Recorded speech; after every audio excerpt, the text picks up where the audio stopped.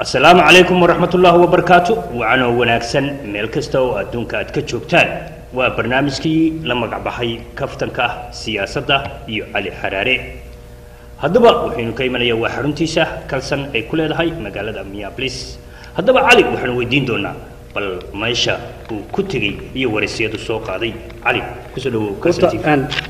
برنامج كان كفتك السياسة ياسينو ورك الودن بيه عالمكم مش الإسلام مرينا كم منا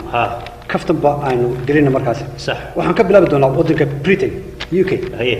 أو كبح هذا إيو دي أما ميدوغي يوروب أي كبح الموت مركا إنجليز كده وحنا ورا كرنا مركا سي لورديغو لفتو دوي غوستين إنجليز كان غوستين إنجليز كوا غوستين هي إيو دي وكا غوستين مركا سوماليا نوتي ينا غوستين تري سوماليا أنت دي كله وكا غوستين marka waxaan helay markii uu horisay madaxweyne Axmed Maxamed Maxamuud Siilaanyo madaxweynaha Soomaaliland wuxuu telefoon u diray David Cameron ra'iisul wasaaraha Ingiriiska haye dibadna wuxuu yiri aad baan idinku hambaleynayaa inaad goosataan haye aad goosataan hawl balaaran baa inoo taala Davidow labadeena baadan Soomaaliland nahay iyo hadii aad tihiin Ingiriiska hawshaasna waxa weeye inaan i'tiraaf raadsano هي إنجليز كاتنا هقول لك كتب مسكرة هي سكوتش سكوتلاند أيها يقولوا يلي مرة إنجليز أي كبحان إيو دي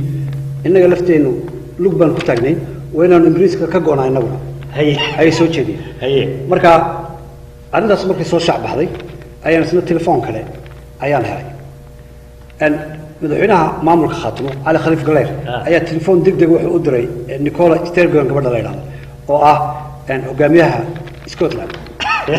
مركب يقول نيكولا والله سعد أين دونسان إن إنجليز أو إيو دي كسر قاي إن تكسر قاضي أنا قلنا السومالان والسومال أنت دي كلا كقاضي أيام ربنا إن أنا كسر قاضي مركب والله سعنا إن داتين سكوتش إن بريهن دم بخاتمي سنتين أيه marka inaguna aynu iska warhayno arrinkan Ingiriisku inay ka go'aan EU waxay culays ku keenaysaa oo kale marka dhinac kale laga eego yaasino oo weyn ku haysa Soomaalida faraha badan leh ee ku dhaqan wadanka Ingiriiska waxay ugu haynaysaa xooyay dad fara badan oo baasaboorro kala sitay oo Yurub ayaa haatan wadanka ka bixi doona dadkaasi waxay keeni doontaa in nin iyo xaaskii midna uu Ingiriiska ku haro midna uu Finland tago ay kala guraan hay qodobkaasina intaas lagu fiirtay waxaan rabaa barnaamijkeenan qodobka kale inaan ku soo qaato yaasino wax la yiraahdo jirta gool wadayn hay Soomaaliya guud ahaan gool wadayntu waxa weeyaan wasiirada oo iska dhisa ama nacamleyn aad la gala madaxweynaha sax ama xildhibaanada ama mas'uuliyiinta kale agaasimeeyay baa noqdaan oo aad isaga dhisa in madaxweynuhu hadii jeer uu arko inuu ninkan yahay nin wanaagsan oo ku karsan haye guldeynta dhibaatadeeda ayaan doonayaa laba tusaale inaan halkan ka soo gudbiyo tusaale ugu horeeya waxa waqtigii Maxamed Siyaad ayaa nin ku jiray xisbiga hanti wadaaga xilliga ka jiray Soomaaliya oo madaxa ayaa markuu dadka la hadlayaba wuxuu ku yiraahdaa waxaan salaan qaaliye idinka sidaa oo markuu dadku khudbadaynayo madaxweynaha jamhuuriyadda dimuqraadiga ee Soomaaliya Maxamed Siyaad Barre markaa dadku sacab ayaa la isla helaa sacabka marka lagu dhifto ee hadalkiisa loo riyaaqo wuxuu muddo ku soo jiraba madaxweynihii baa tagay dhoofay Maxamed Siyaad Barre wadanka ka dhoof wadankiiba ka dhoof wadamada khaliijku tagay carabta haye ninkana ma oga dadkii Soomaaliyeed saaka warkii live ahaa ee 6:30 arwanimo bixi jiray ayay ka dhageysteen dabeetana meesha bisla soo taagay khudbada warso wuxuu waxaan salaan qaaliye idinka sidaa madaxweynaha jamhuuriyadda dimuqraadiga ee Soomaaliya dabeetana cid sacabtunta ila dadka idaacadiisa wada dhageysteen madaxweynuhu maqay markaasuu eegay mise waxba deecido sacabtumayso dabeetana dhigtaa loogu shubax lagu yiri saaxiib madaxweynuhu uu dhoof wadanka waa ka dhoof ninkaas ilaa xad wuxuu iska dhisayaa markaa madaxweynaha sax waxaa jirtay nin sheekh ah oo xagga diinta ku fiicnaa oo masaajid hawlwadanada masaajid Hargeysa ku yaala kamid ah sheekhaas wuxuu in badan ku wacdi jiray dadka in cidii xoolo dawladeed qaadata dhabarka loo saari doono aakhiro haye dabeetana markuu ku celceliyay dawladdu baa u yeedhay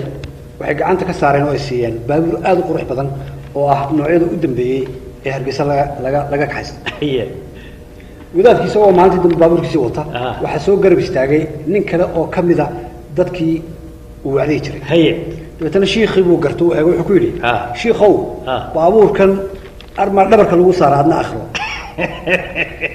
sheekhi markaa dawladdu soo dhaxgalay dawladdu aad bay soo dhaweysay dawladdu ka mid noqday haye maalmaha ka mid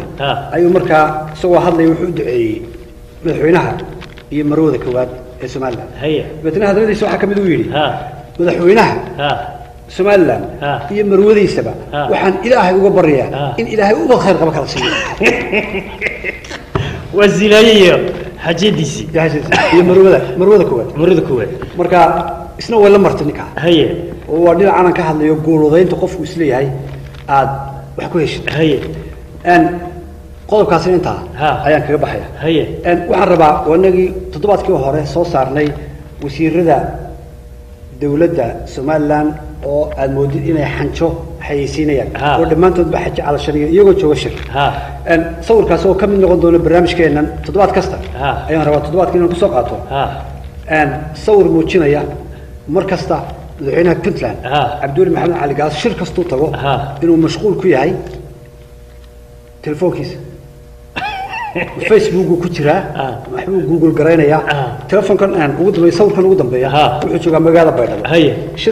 shirkii madasha ayaa ka socda dhammaan nin waliba wixii loo dhiibay la yiri sax ayuu aad u eegayaa oo doonaya inuu si fiican u fahmo oo sax laakiin madaxweynuhu wuxuu mashquul ku yahay malaa wuxuu Google garaynaya markaan dee xisaabtamay arrinka baa wuxuu ku qoran yahay afka mayga marka afkii maygu Google garaynaya haye Soomaali loogu bedelo haye isna sawirkaas ayaan doonayaa inaan adiga iyo dadweynahaba aan u soo bandhigo haye Puntland aan ka tagay waxa jirta dhawaanahanba oo warbaahinta ku jiray Yaasiino Puntland iyo Soomaaliland baa wada hadlay si hoose ayay wada hadleen labadoodu waxay dalbadeen laba nin oo dambiye ka galay in la shibigo oo la iswadaarsado haye marka Soomaaliland waxay dalbatay Maxamed Saciid Morgan General Maxamed Saciid Morgan oo ay ka tabanayeen arrimo ama dambiyo dhinaca dagaalka oo xilligan imika yimi magaalada Garowe haye marka waxay yiraahdeen waxaan doonaynaa inaan soo gudbisaan oo aan maxkamad soo saarno haye dabeetana Puntland baa iyaduna dhinaceeda dalab soo dalbatay Puntland laftigeeda haye waxay annagana waxaan soo gudbinaysaa gudoomiyaha xisbiga uu Faysal Cali Waraabe oo 25 sano nacaayay أيه دبيسي محكمة كسوة تاعه هي لبضي نبالي سوداري هي مورجن وحلقي هرقيس هي فيصل وحلقي قروي هي وترى فيصل iyo Morgan baa telefoon ku waxa haye Faysal baa wuxuu markaa General Morgan ilaahuma cirka lagu aado anu halka ma ku haystaa meesha la keenay adeer ayaa meeshii hore dhaantay adigu sida doontid bayaan qodobkaana intaas la koob gudbito haye magaalada Garowe maraan tagay ayaa waxaan la kulmay wasiirka warfaafinta ee Puntland haye Socade أنا حفيدي ذكرت تجي سعدة من أدو قيلن يو تلفون قيلن يبوها لبدي سلوات مركو فرديو ياسينو أيو ميسك صار لبدي سلوات بميسك ساري أيو صار هي سيد أكتر هذا كل ورك وكر هي الموفيدا هي بتروى سوي يسوي أدو قيلن وحيس هيستان ورياشة Puntland بتروح كوري محاد ورياشة الآن إذا الأحمرين وحول هدي أنا يجوجين ورك أي كقاضيان معارضك وحن بلن قاضين إن نحبط كل دارو ورياش حري وحماه وتروح عنك وما شو ده حبط اللي سكر دار يعمل دستور وشقين أيوه أو حكومة كتير تمني أنا هين وبدلن حكومة دينا كم كتير تقولي دستور كنا مش قين واحد دستور غير هذا أنا وحبط بناير نقلنا هذا الكاسي ياسينو كم سويين دولة أمام مامور كبنتنا دولة قبلات كبنتنا كم سويين أن كم سويين قضياشي اسم البنتنا لكن شخصي أيو كسويين أن هم تروحوا قفين والله جاي لأن يرضى صحافة ولا ليه هاي مو رئيس كرتان وحري إذا عدل إلى دلجر هي أن سووا لك أودي استعمالي أما شاب كي دولة قشم دبتنا هذا الذي سي أنا ربع مرقورة إن أنفسه بديه داوشونس وانا سي دلشر بقى حين يعاود ساكت ان كان ندور السيسوما ويلكي ما كان ندور السنه اللي يقول هذا ساك او بريري اسك بريري والله بالله والله والصومال والله ورد شيء لنا شرع جرسولين وحير أنا هيك حبط بالوحاة أنا ورينا سمعتك الدواء وي أنا كقدوم لأن يردي بانتيجو هذا بانس شرط العيد بقبتين وعن اللي محاب الله إنسان إن صاع عدي وزير كيني عدي وسيدا وكل دارتي إن وحبط إذا كذا دار دونه يحرق يروح كذا يمهدبه جستي المحاد أهم سنتي حكى لي وحيد هذا وحنا في ميسنا ورياشه هو بطلان الودي لي إلا لاي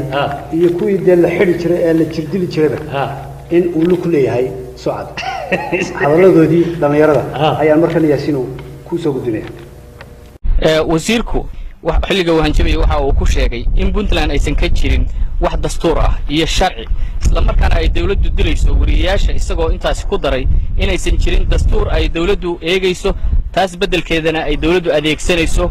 hub iyo ciidan ururka saxafiyiinta Puntland ee MAP oo arrimahaasi shir aan caadi ahayn ka galay waxay saxafiyiinta ka howlgala deegaanada Puntland ku boorinayaan inay isilaaliyaan ayna muujiyaan feejignaan dheeri oo ku saabsan ammaankooda hadiiba dawladdu ay ku dhawaaqday inay leynayso saxafiyiinta qodobka ugu dambeeya yaasino ayaa waxa rabaa inaan halkan aan dadka ugu soo gudbiyo ereyo siyaasadeed ka jira oo cusub oo Soomaaliland laga isticmaalo Soomaaliland baa laga isticmaalo waa ereyo siyaasadda dhinaceeda ka hadlaya laakiin sida loo dhigay ay si qurux badan tahay waxa jira waxa la yiraahdo guurti bila shaaruba guurtida bila shaaruba marka waa dumar inta badan lagu xanto inay awood ugu badan ee leeyihiin xisbiga kulmiye waliba kuwada ugu sareeya iyo qasriga madaxtooyada ayaa waxa loo yaqaan kuwa dumarkaas dawladda kama tirsana awood fara badan oo leeyahay waxa loo yaqaan guurti bila shaaruba waxa jira waxa la yiraahdo booyadaha dawladda booyada dawladda haye booyada biyo dhaamiyad arki jirta booyada dawladda xaweye marka dawladda ay doonayso inay xeer marsato ayaa rag waxa la siinayaa lacag fara badan dibadna raggaas waxay geenayaan baarlamaanka bay u qaybinayaan marka waa booyadii waxa jirta erey la yiraahdo kor u hay maxaa la odhanayaa kor u hay telefoonka weligaa ma dirtay Soomaaliya muxuu ku yiri kor u hay waa bismiye wax saas waxa jirta xilal ayaa dad laga qaadaa sometimes marka xilka marka laga qaado qofkii Soomaaliland waxa sameeysaa lacag gudna ama mushaar kala la siiyaa ninki si aanu de xisbiyada mucaaradka ugu biirno aan ku soo meesin dawladda marka isagana waxa lagu maaweeliyaa waxa lagu siinayaa xil marka waxa la kor u hay وديار انت دودك وصلت وديار هي واحد جرو waxa la yiraahdo erek loo la yiraahdo milxis siyaasadeed milxiska waxa uu taqaan milxiska ninka arooska ninka ag fadhiya oo reerkaas galbinaya imika waxa weey milxis siyaasadeedka oo lagu macnayaa ninka bila ujeedada hadana doonay in mowqifka qof kale uu ku raaco iska daba socdo ayaa la yiraahdaa milxiska siyaasadeed waa ninka ereyadaasi jug soo dhacay baa jiray isaguna jug soo dhacay waa nin siyaasadda iska soo galay meel meelu ka yimi lama garanayo marka ninkan waxa lagu tilmaamaa jug soo dhacay waxa jira erey la yiraahdo hebel waa loo yeeray waa marka madaxtooyada looga yeero xildhibaanada baarlamaanka ama guurtida ama golaha deegaanka ama xisbiyada mucaaradka si markaasi arrin dawladda looga dhaadhiciyo marka reerkiisa waxay ku tilmaamaan hadii jiro yiraahdaan ninka ama hebel waa loo yeeray waa marka maxkamadda ayaa looga yeeray ereyadaasi ayaa wax qayb ka yihiin iyaguna iyo ereyo badan oo kale oo aan soo wadno waxa weeyaan ereyo siyaasadeedka cusub ee ka jira Soomaaliland marka dadku isku afkartaan weeya cali mar labaad iyo mar saddexaadba aad iyo aad ayaanu kuga mahad celinaynaa halka waxaan ku soo gabagabaynaynaa waa barnaamijkii la magac baxay waa kaftanka siyaasadda oo sabti kasta aad ka dhageysataan halkan iyo Kalsan TV magaalada Minneapolis waxaan kaga tageynaa assalaamu calaykum wa rahmatullaahi wa barakaatuh